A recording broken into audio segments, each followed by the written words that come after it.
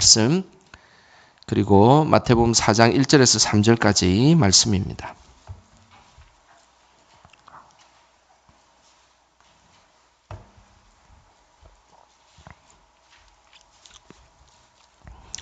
마태복음 6장 9절에서 13절까지 말씀 먼저 우리 같이 한 목소리로 말씀 읽겠습니다. 그러므로 너희는 이렇게 기도하라. 하늘에 계신 우리 아버지여, 이름이 거룩히 여김을 받으시오며 나라가 임하시오며 뜻이 하늘에서 이루어진 것 같이 땅에서도 이루어지이다. 오늘 우리에게 일용할 양식을 주시옵고 우리가 우리에게 죄 지은 자를 사하여 준 것 같이 우리 죄를 사하여 주시옵고 우리를 시험에 들게 하지 마시옵고 다만 악에서 구하시옵소서. 나라와 권세와 영광이 아버지께 영원히 있사옵나이다. 아멘. 마태복음 4장 말씀입니다. 마태복음 4장 앞쪽으로 넘기셔서 4장 1절에서 3절까지 말씀 우리 같이 한 목소리로 읽겠습니다. 그때에 예수께서 성령에게 이끌리어 마귀에게 시험을 받으러 광야로 가사 40일을 밤낮으로 금식하신 후에 줄이신지라. 시험하는 자가 예수께 나와 이르되 내가 만일 하나님의 아들이여든 명하여 이 돌들로 떡덩이가 되게 하라. 아멘.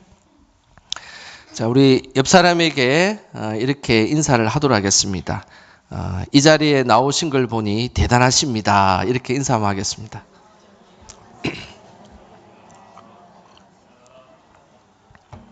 네, 정말입니다. 이 자리가 보통 자리가 아닙니다. 오는데 얼마나 유혹이 많은 자리인지 모릅니다. 그죠? 금요일 저녁 밤에 피곤하기도 하고 그리고 또 많은 일들이 기다리기도 하고 뭔가 또 새로운 것을 뭔가 토요일을 위해서 해야 될 것 같은 유혹이 많은 밤이긴 합니다. 그래도 이 기도의 자리에 나오신 우리 성도님들 주님의 이름으로 축복합니다. 우리 계속해서 주기도문 말씀을 강해하고 있는데 주기도문은 크게 6가지 기도로 이루어졌다고 했습니다. 하나님을 향하는 기도. 하나님을 향하는 기도는 하나님의 이름을 높이고 그리고 하나님 나라가 임하고 그리고 하늘의 뜻이 땅에 이루어지는 것, 이것이 하나님을 향하는 기도다라고 3가지를 말씀드렸고 그 다음 인간을 향한 3가지의 기도가 있습니다. 그 첫 번째는 일용할 양식, 항상 우리에게 일용할 양식을 주시옵고 라는 기도이고, 두 번째는 우리가 죄 지은 자를 사하여 준 것 같이 우리의 죄를 사하여 주시옵고, 용서에 대한 말씀이다라고 말씀을 드렸습니다. 오늘은 마지막으로 인간을 향한 3번째 그 강구는 우리를 시험에 들게 하지 마시옵고 다만 악에서 구하시옵소서라는 강구입니다. 그런데 이 강구도 2가지로 나눠지기 때문에 오늘은 우리를 시험에 들게 하지 마시옵고만 오늘 말씀을 함께 나누어 보도록 하겠습니다. 아주 유명한 회사에서 신입사원을 뽑기 위해 시험이 있었습니다. 근데 이 시험은 새벽 4시에 시험이 있다라고 공고가 났습니다. 그래서 너무 이른 시간이지만 그래도 이 회사는 복지가 아주 튼튼하고 그리고 월급을 많이 주기 때문에 누구나가 가고 싶은 회사여서 다들 새벽 4시에 일찍이 준비를 하고 시험장에 도착을 했습니다. 그런데 공고가 새벽 4시에 있었기 때문에 다들 새벽 4시에 이제 면접을 볼 것이라고 준비를 했는데 1시간이 지나고 2시간이 지나고 5시간이 지나고 나서야 9시가 되자 이제 그 회사의 문이 열리기 시작했습니다. 사람들은 회사의 태도에 대해서 불평과 불만이 쏟아지기 시작했습니다. 상당수의 지원자들이 화가 나서 그냥 집으로 돌아가 버렸습니다. 그리고 나서 이제 9시가 되어 면접이 본격적으로 시작되었습니다. 면접관이 질문을 하는데 매우 황당한 질문을 하는 것입니다. 한국의 수도가 어디입니까? 그리고 사람의 손가락이 몇 개입니까? 그리고 우리나라 대통령은 누구입니까? 초등학생한테 물어볼 법한 면접을 하고 대답을 잘했습니다. 이제 돌아가셔도 되겠습니다라고 사람들을 돌려보낸 것입니다. 그리고 나서 단 몇 명만이 합격 통지서를 받았습니다. 그 합격 통지서에는 이런 내용이 있었습니다. 저희 회사 입사 시험에 합격하신 것을 축하드립니다. 당신은 몇 가지 테스트에 좋은 성적을 얻었습니다. 첫째, 당신은 시간을 잘 지켰습니다. 새벽 4시 정각에 도착하신 것을 저희들이 보고 있었습니다. 둘째, 당신은 인내심이 대단하십니다. 5시간을 잘 인내하며 기다리는 모습을 CCTV로 우리는 보고 있었습니다. 그리고 마지막으로 당신은 평범하고 어쩌면 짜증날지 모르는 질문에도 성실하고 온화하게 대답을 했습니다. 당신은 원만한 성품을 가지고 있는 것을 우리가 확인했습니다.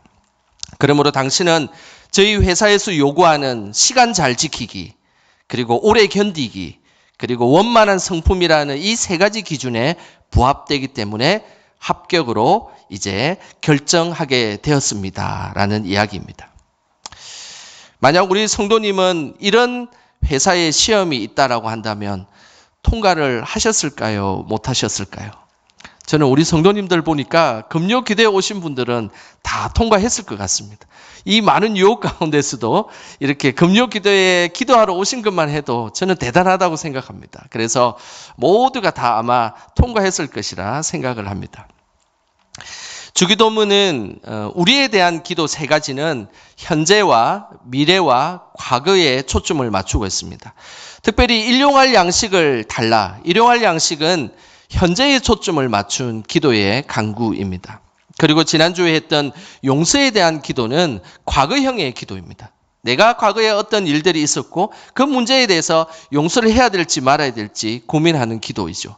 그러면 오늘 이 기도, 하나님 우리의 시험에 들게 하지 말게 해달라는 이 기도는 미래에 대한 기도입니다. 우리는 항상 기도하기 전에 생각해야 될 부분이 있습니다. 그것은 우리가 현재의 문제 때문에 기도하고 있는지 아니면 과거의 문제 때문에 기도하고 있는지를 생각해 보아야 합니다. 그런데 오늘 이 시험에 관련된 이 기도는 미래에 초점을 맞추고 있는 기도다라는 것을 우리는 기억하셔야 합니다. 미래에 초점을 맞추는 기도는 어떤 일이 일어나기 전에 방어적으로 하는 기도입니다. 우리는 오늘 하루를 시작하기 전에 아침에 기도할 때 기억하셔야 됩니다. 오늘 하루 내가 하나님 시험에 들지 않게 해주십시오. 라는 이 방어적인 기도는 우리에게 매우 중요한 기도입니다. 그리고 또한 악에서 구해달라는 이 기도도 마찬가지죠. 매일 아침에 일어날 때 우리는 항상 기억하셔야 됩니다. 하나님 오늘 하루 중에 내가 시험에 빠지지 않게 해주십시오. 시험에 들지 말게 해주십시오. 그래서 오늘 하루도 주께서 주시는 그 시험을 넉넉히 이기게 하여 주시옵소서라는 방어적인 기도를 하는 것, 이것은 우리의 기도 생활에 있어서 매우 중요한 기도입니다. 예수님의 행적 중에서 가장 중요한 행적은 십자가에 못 박혀 돌아가시 직전의 모습입니다. 그런데 그 순간에 예수님께서 제자들을 향해서 반복적으로 했던 당부의 말씀이 있습니다. 그 당부의 말씀이 누가복음 22장 46절에 나오는데요. 우리 화면을 보시면서 함께 읽어보겠습니다. 이르시되 어찌하여 자느냐 시험에 들지 않게 일어나 기도하라 하시니라. 예수님이 십자가에 못 박혀 돌아가시 직전에 반복적으로 했던 말씀은 시험에 들지 않게 일어나 기도하라라는 것이었습니다. 왜 예수님은 시험에 들지 않게 깨어 기도하라는 것을 2번이나, 그것도 십자가에 못 박혀 돌아가시 직전에 2번이나 부탁을 하였을까요? 그것은 항상 우리의 삶이 시험에 노출되어 있기 때문입니다. 베드로는 시험에 들지 않게 기도하라는 2번의 예수님의 그 부탁을 듣긴 들었지만 그러나 제대로 기도하지 못했습니다. 그리고 나서 끝내 시험에 넘어가게 되고 결국 베드로는 후회의 회개의 눈물을 흘리게 되었습니다. 베드로 외에도 많은 믿음의 사람들이 시험에 넘어가게 되는 일들이 많았습니다. 그렇게 많은 말씀을 듣고 그리고 많은 예배에 참여하고 그리고 많은 시간들을 신앙적인 것에 할애하고 있지만 우리는 예배를 지나고 난 뒤에 돌아가는 길에 우리는 시험에 들기도 하고 그리고 가정에서 사탄의 시험에 쉽게 넘어가는 것, 그것이 우리의 모습이지 않습니까? 이때에 우리는 기억하셔야 됩니다. 하나님, 우리를 시험에 들게 하지 말게 해 주시옵소서라는 이 기도를 꼭 기억해야 되는 것입니다. 하나님 앞에 우리의 어떤 일을 하기 전에 방어적인 기도는 항상 기도의 분량이 어느 정도 쌓여야 됩니다. 그냥 쉽게 툭 던지는 기도로 그냥 오늘 하루 잘 보내게 주시옵소서라고 하는 기도가 아니라 내가 오늘 하루 중에 정말로 하나님 나에게 시험에 빠지지 않게 해주시고 시험에 들지 않게 해달라는 이 기도는 우리의 삶에 이 기도의 분량이 많이 쌓여야 합니다. 그래야 그 기도가 능력으로 나타나게 되어 있습니다. 그리고 시험이 우리에게 찾아왔을 때 그것이 시험인지 아닌지를 우리는 그제서야 분별할 수가 있게 되는 것입니다. 저는 바라기에 우리 성도님들의 삶의 자리에서 아침마다 하나님 시험에 들게 하지 말게 해주시고 시험에 빠지지 않게 하여 주시옵소서라는 기도가 삶에서 많이 쌓이시기를 축복합니다. 그래서 시험이 닥쳐왔을 때 이거는 시험이구나. 이 일은 지금 하나님께서 분명히 테스트하고 계신 거구나라는 것을 깨달으며 넉넉히 그 시험들을 이겨나가시기를 주님의 이름으로 소망합니다. 시험에 들지 않게 기도해야 하는 또 다른 이유는 예수님도 시험을 당했기 때문입니다. 오늘 좀 전에 읽었던 마태복음 4장 1절 말씀 다시 한번 읽어보겠습니다. 읽겠습니다. 그때에 예수께서 성령에게 이끌리어 마귀에게 시험을 받으러 광야로 가사. 예수님도 시험을 당하셨습니다. 그런데 오늘 이 마태복음 4장 1절을 자세히 보면 이 시험을 당하는 이 곳에는 두 가지가 공존하고 있다는 사실을 발견하게 됩니다. 하나는 성령이 여기에 등장하고 또 하나는 마귀가 등장한다는 것입니다. 시험이라는 이 현장에는 항상 성령이 역사하기도 하고 마귀가 역사한다는 것입니다. 그렇기 때문에 우리의 삶에 마귀가 역사하는지 성령이 역사하는지 이 시험을 분별하지 못하면 우리는 혼란 속에 빠지게 되고 결국은 시험에 무너지게 되어 있다는 사실을 꼭 기억하시길 바랍니다. 시험은 항상 우리에게 혼란을 가중시킵니다. 이것이 하나님께서 주시는 시험인지 도대체 내가 잘못해서 받는 시험인지 그리고 이것이 죄 때문에 일어나는 시험인지 정말로 하나님의 연단에 의한 시험인지 우리는 분별하기 힘들 때가 많습니다. 그러나 우리의 기도가 하나님 내가 시험에 빠지지 않게 해주시옵소서라는 이 기도가 분량이 쌓이면 쌓일수록 우리는 영적으로 이 일들은 하나님의 시험이고 이거는 마귀의 유혹이라는 것을 우리는 발견하게 된다는 사실입니다. 오늘 성경에서 등장하는 이 시험이라는 이 단어는 헬라어로 페이라조라는 단어를 씁니다. 자, 화면을 한번 보시겠습니까? 페이라조. 이 페이라조라는 이 단어는 두 가지의 의미가 숨겨져 있습니다. 그 첫 번째는 테스트라는 시험이라는 단어가 들어 있습니다. 그리고 또 한 가지는 템프테이션이라는 유혹이라는 단어가 이곳에 들어 있습니다. 그래서 하나님 앞에서 내가 페이라조라는 시험에 든다는 것, 하나님께서 시험을 한다는 것은 그 속에는 시험이라는 단어와 유혹이라는 단어가 동시에 공존하고 있다는 사실을 우리는 기억해야 되는 것입니다. 그러면 시험에 대해서 이렇게 정리할 수 있습니다. 하나님께서 우리에게 행하시는 것은 바로 시험입니다. 그래서 성령께서 우리에게 어떤 곳으로 이끌어 가시는 것은 하나님께서 테스트하기 위한, 시험하기 위한 것입니다. 그러면 마귀 사탄이 하는 것은 무엇일까요? 유혹하는 것입니다. 그래서 성경에는 하나님이 우리를 유혹하셨다라는 표현이 성경에는 절대 나오지 않습니다. 사탄이 우리를 유혹했다라는 표현을 쓰고 있는 것이죠. 그래서 이 페이라조라는 이 단어의 테스트라는 단어, 이 시험이라는 단어, 템프테이션이라는 이 유혹이라는 이 단어가 공존하지만 분명한 것은 주체가 완전히 다른 것입니다. 하나님께서는 언제나 우리를 테스트하십니다. 시험하십니다. 그러나 우리를 유혹하지는 않으십니다. 그런데 사탄은 항상 우리를 유혹해서 우리를 넘어뜨리게 하는 것이죠. 그래서 이것이 하나님께서 주시는 시험인지 사탄의 유혹인지를 발견하는 것, 분별하는 것, 이것은 믿음의 사람에게 매우 중요한 믿음의 행위인 것입니다. 여기에서 이 시험이라는 이 테스트라는 이 단어는 하나님이 우리에게 하시는 것입니다. 우리를 연단시키고 점검같이 사용하기 위해서 하나님은 늘 우리를 시험하십니다. 그래서 하나님은 아브라함을 시험하셨다라고 성경은 기록하고 있습니다. 그의 아들 이삭을 바치는 것을 보고 하나님은 아브라함을 의로 여기시며 그 테스트에 합격했다라고 그렇게 말씀하고 계십니다. 또한 욥도 하나님의 시험을 당했다라고 고백하고 있습니다. 그 시험에 욥이 승리하자 욥은 이전보다 더 큰 하나님의 은혜를 받았다라고 분명하게 말씀하고 있는 것이죠. 결국 하나님의 시험은 우리를 더 빛나게 만들고 그리고 우리가 더 하나님 앞에 가까이 나아가게 하기 위한 큰 목적을 갖고 우리에게 끊임없이 하나님께서 우리를 시험하신다라는 사실입니다. 저는 우리 모두가 하나님의 시험을 넉넉히 이겨서 정금같이 사용하신 그 은혜를 누리시기를 주님의 이름으로 축복합니다. 시험의 또 다른 의미는 유혹이라는 단어입니다. 사탄은 항상 우리를 넘어뜨리고 끊임없이 우리를 유혹합니다. 이 유혹은 믿음이 강한 사람에게는 유혹이 없냐? 그렇지 않습니다. 예수님에게도 이 유혹이 분명히 있었던 것은 모든 인류에게 사탄은 끊임없이 우리를 유혹하고 찾아오고 우리를 넘어뜨리게 하는 것. 이것이 사탄의 전략입니다. 마태복음 4장에 보면 예수님은 세 가지의 유혹을 받으셨습니다. 그 첫 번째는 육체의 유혹이었습니다.